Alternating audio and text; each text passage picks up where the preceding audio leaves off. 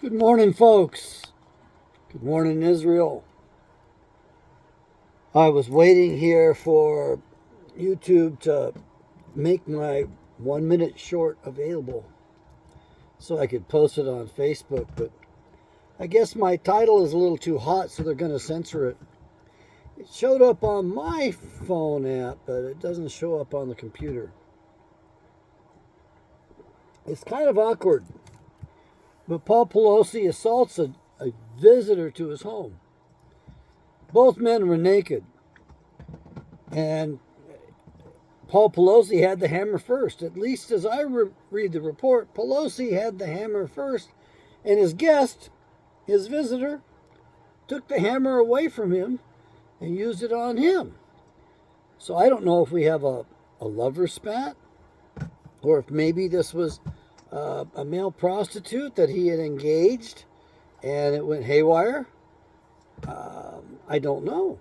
2:30 in the morning. Yeah, where is Nancy? I mean, was she supposed to be home? Did this guy know the family well enough to realize that she should have been home? To know she should have been home? I don't know. Do I care? Well, I do care in that there's two different laws. There's two different standards. And obviously the Pelosi's are royalty in this country. For all intents and purposes, they're royalty, they're protected. I mean, Paul wrecks his Porsche, leaves the scene of an accident, which is a crime itself. I know it's just a misdemeanor, at least that's what it ought to be. Shouldn't be a felony. And apparently they do their best to cover up who his passenger was when he wrecked the car. And of course, he most likely was impaired, so they protected him on that charge as well. I mean, when you look at the crime scene or the crash scene, it's like, how the hell could you get in an accident there under those circumstances? I mean, it looks like it took some real talent to wreck that Porsche. Oh, and they sold the Porsche too, by the way. I would willing to bet you that the insurance company did a favor and totaled it. Didn't have that much damage to it, by the way. Kudos to the person who bought it. It might actually be worth some money. Somebody on Martha's Vineyard might want to own that green Porsche. I wouldn't mind it, but I certainly don't want anything that the Pelosi's touch. They ruin everything. His wife's about to lose her position as Speaker of the House. It's one of the best things that could ever happen. I could not believe it when she first became Speaker of the House. It just seemed impossible to me. I don't like this government structure we have. We don't have a republic. The structure is changed entirely from the way our founders intended it. And the number one things that are different are Congress was not to be paid. They were given a simple per diem, a stipend, to assist them in defraying the cost of room and board while they served the country. They were considered volunteers. We need to go back to that immediately. No pay and no benefits for Congress. And when they run out of money, they go home. No need for term limits, right? And the people are free to be represented by particular congressmen or congresswomen as they want, which is the way it should be. The founders really debated that long and hard. There are a lot of essays, fine written essays on that particular point. Likewise, in the Senate, there was no need for term limits because they weren't expected to be professional politicians. You see, the senators represented their state governments, not the people, but the state governments. And they were subject to instant recall in the event they voted contrary to the way the state government directed them to vote. Then they were subject to instant recall, to basically being recalled from Washington, D.C., and they would finish the term that they had been elected to in their state legislatures. So they came from among the state legislators, they represented the state governments, and until you get rid of that unconstitutional 17th Amendment, you don't have a republic. Do you want a republic? That's the main thing. And I still don't understand coined gold and money yet. Patricia Wheat brought up the point that the states controlled it. It wasn't the federal government central thing. And the logic is defying my ability to comprehend. I'm sure it's a simple thing, but it's just simply beyond me. We need to return to coin gold and silver. I thought that the mints were part of the Treasury Department, and I believe the practice was that a miner, a person who owned the gold anyway, would take it to the mint and submit it to have coins minted. And the coins would get stamped out. And in the process, there would be a little bit of metal left over from the process. It wouldn't be as much as the coin, mind you, but there was a little bit of metal left over, and that was the fee that the government collected from the owner of the gold or silver for the service of minting up the coins, assuring the grade of the purity of the metal, the weight of the metal, and striking the coin in such a fashion that it was difficult to trim off gold and to deface the currency, devalue the currency.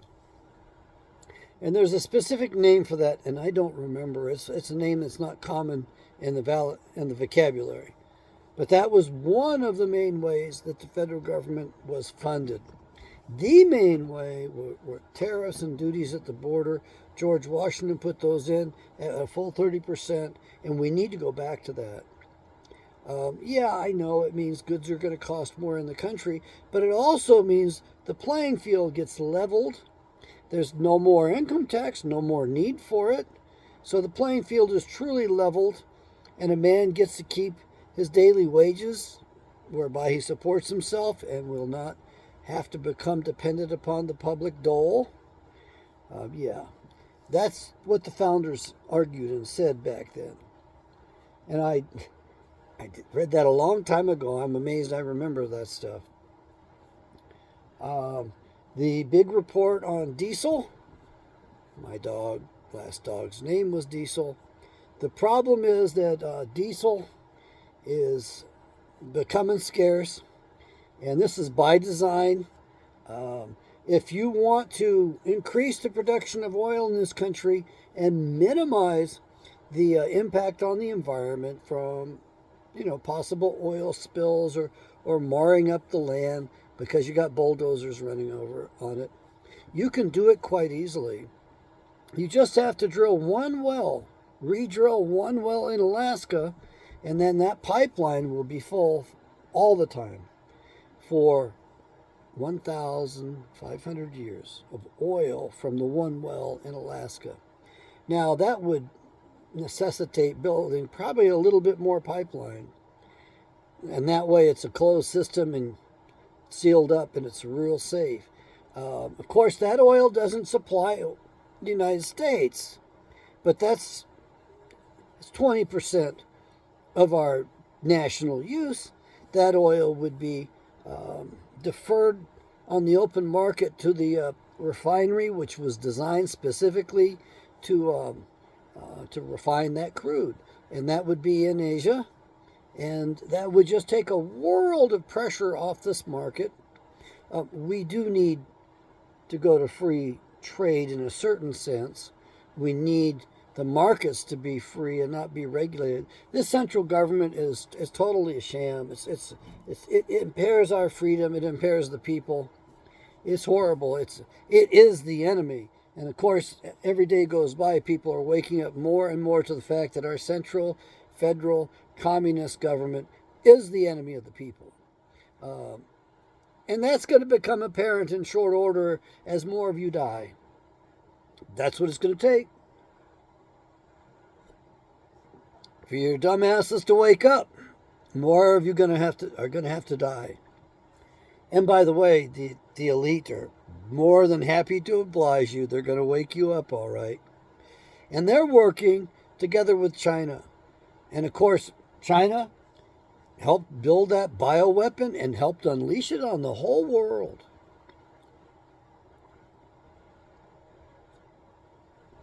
Of course, its origination was Chapel Hill. I believe that's in South Carolina, Fort Detrick, or was it Maryland? Anyway, the originations are in this country. We have crazy people at the helm, and it's going to get crazier. You need to understand that the reason it was so easy to foretell about this is because of the natural cycles of our galaxy, of our solar system, of the Earth. And we're coming into a point in which the magnetic fields are dropping rapidly. And when that happens, it affects the brain. It affects the spirit. It affects the mind terribly. And if we were a nice, honest civilization, we would be talking about this, and we would be a little bit more gentle, not just on each other, but on ourselves as well. And we would go slower in making major decisions. We might watch out for each other a little bit better. One thing is for sure, we would be stockpiling fuels, stockpiling energy. Why? Because we're going to go through a real bad cold snap on the planet, and it's going to be necessary to have energy in reserve in order to stay warm and stay alive. And there's so much we could do together as a people, or different peoples around the world. It would just be really, really nice if we had truth in science, but we don't have truth in science. It's been politicized and weaponized. Horribly so. If you want to pray that the leaders do Yahweh's will. Pray that they wake up and realize what's important. And we should pray for proper leadership. But we certainly don't have it. We don't get it. It's all controlled. You know, you and I, our votes don't matter. If they did, they'd make it illegal. What we need is to return to the original structure our founders gave us. That includes the original money that cannot be counterfeited. It cannot be inflated. You know, you can't just go printing up gold. At least I don't think so, not yet. However, here's the insane thing. Most of the gold in the world is in North America, in the United States. We had 80% of it. A part of it's been stolen. Guess who stole it? The same people who stole the gold from Russia. So when you hear about Russia complaining that their gold has been stolen, it's actually quite true and quite accurate. When the Bolsheviks did their little revolution over there, they stole the Tsar's gold. That gold was used to fund the banking system over here. And no heir has ever come forward to claim the Tsar's estate. But my God, when they do, it's a legitimate estate, a legitimate claim. The most powerful, richest man in the world owns 16% of the earth, controls 16% of the earth's surface.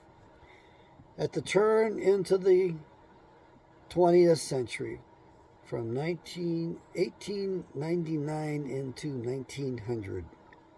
That was the Tsar, and he owned that legitimately. It was not stolen, it was inherited, and it was honest.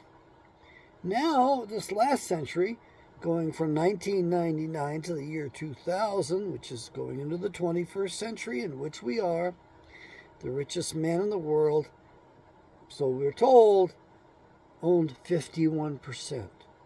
Now, he didn't own anywhere near that before a century earlier. So how do you think he got it? Folks, the devil still owns the place. When Yahshua walked the face of the earth, he owned it back then. He owns it today. As far as I can tell, God, Yahweh, decided to have a family on the earth. And he put his son here and his daughter, Adam and Eve. And Adam was to run the place for the benefit of all on the earth. Adam screwed up. Well, there was a giant conspiracy against him and Eve. 200 fallen angels conspired against them and the other people on the planet. And so we have the mess we have today. And remember, only one of the fallen angels got a hold of Eve and had sex with her and fathered Cain.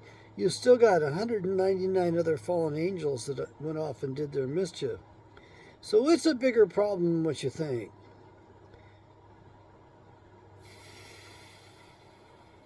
Buy my Bible. It's the best Bible out there. Best Bible in the English language. I was in the Apocrypha books, and I can understand why those might be removed from the Bible because they're somewhat confusing and somewhat contradictory. A lot more work needs to be done on those to make those readily available. There is a vision, a prophecy, an allusion to an eagle in there. And the key features are, at the end, a lion appears and boasts about it being the end of the eagle. And the lion representing Judah. And the eagle, unfortunately, was a three-headed beast with several wings, large wings and smaller wings. And towards the very end of the story, the eagle is burned from one end to the other. The way I read it, the eagle's feathers were burned off the bird, and it was a horrible sight. However, the key phrase punctuating the passage was that the world looked in horror. My take on that is that is a prophecy of the United States of America and the Babylonian system getting burned from one end to the other end. Could be just the United States of America. Could be the combination of Washington, D.C., the city of London within the large metropolitan area of London, and the Vatican City inside of Rome. These are independent city-states, nations inside the territory, which I guess I'll say they occupy.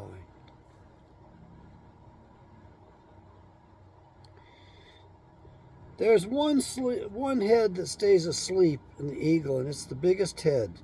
And the left and the right heads go to battle. And one of them wins out and beats the other one. And after that, the largest head wakes up.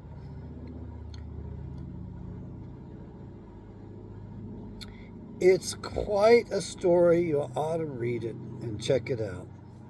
See what you think. Unfortunately, Apocrypha is not included in the New Bible. It would be problematic to do that. For one, you've got to determine which of the sources is valid, and the differences are significant. The King James Version of the Apocrypha did not have as many verses in it, in one of the chapters in particular, as are available in the New Revised Standard Version. The New Revised Standard Version is in modern English, and it includes passages on the order for those who make it to salvation and the order for those who don't make it, who are condemned. There are 7 bullet points, if you will, on each one of those. Those, for some reason, are omitted from the King James Version, the original King James Version. I believe that's because they were from the Latin Vulgate rather than from the High Latin.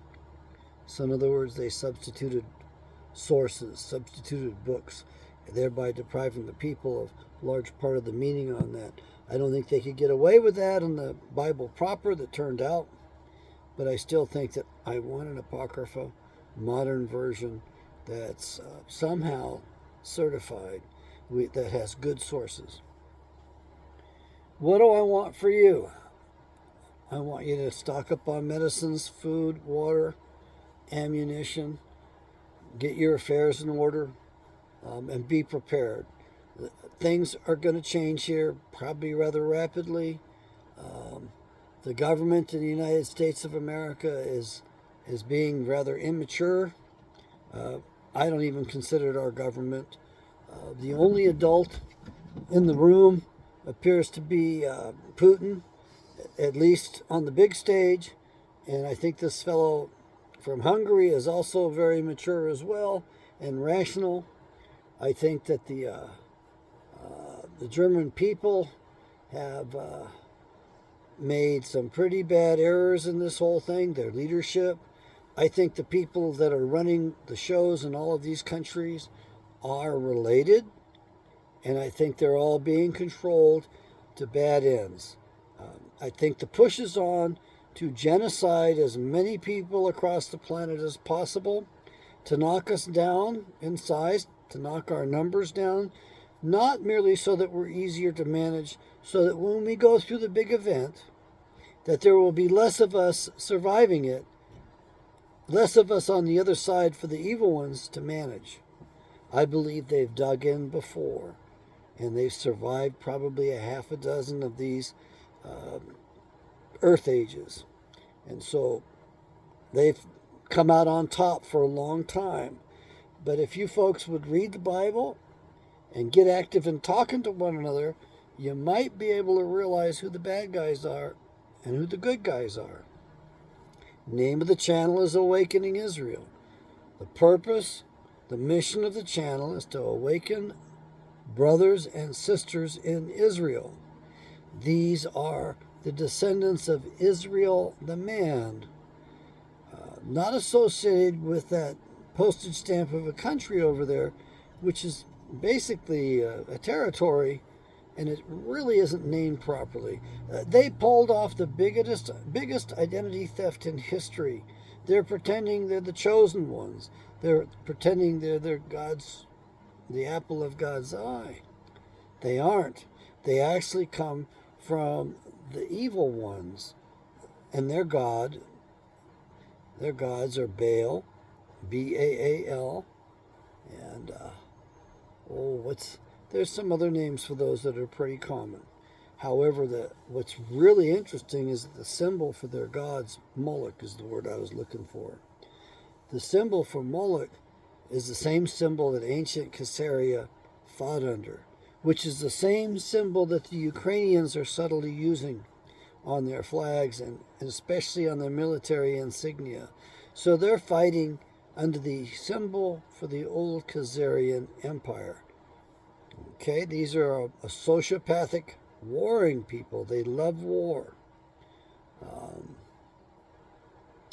And they're intent upon founding the New Jerusalem and reclaiming ancient Khazaria. In order to reclaim ancient Khazaria, they have to take most of Russia because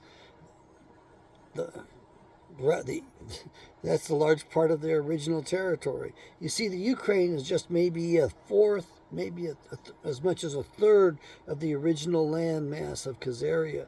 Most of it was just north of the Caucasus Mountains and went up into what we call Russia today. So they are out there, and that's pretty much what's behind these scenes that you don't know about. There's got to be more to it than what I'm telling you, but this is what I'm going to hold to. So we have a Speaker of the House whose husband's got some peccadillos going. We believe he had a female companion, but that was just an assumption, in the Porsche when he wrecked it. And now we believe his male companion is being charged to cover up the fact that Paul Pelosi engages with male prostitutes. Of course, if I had Nancy Pelosi for a wife, man, that'd drive me to a lot of things. Boy, I mean, that you got to feel for the guy just when you look at his wife. But of course, I don't think that's any excuse for taking a ball-peen hammer to your guest while you're both naked because you have a lover's spat. Whatever it is. You figure it out. Put the comments down below. If you have anything to report about Paul Pelosi, boy, let's hear it. May Yahweh bless. May Yahweh bless America.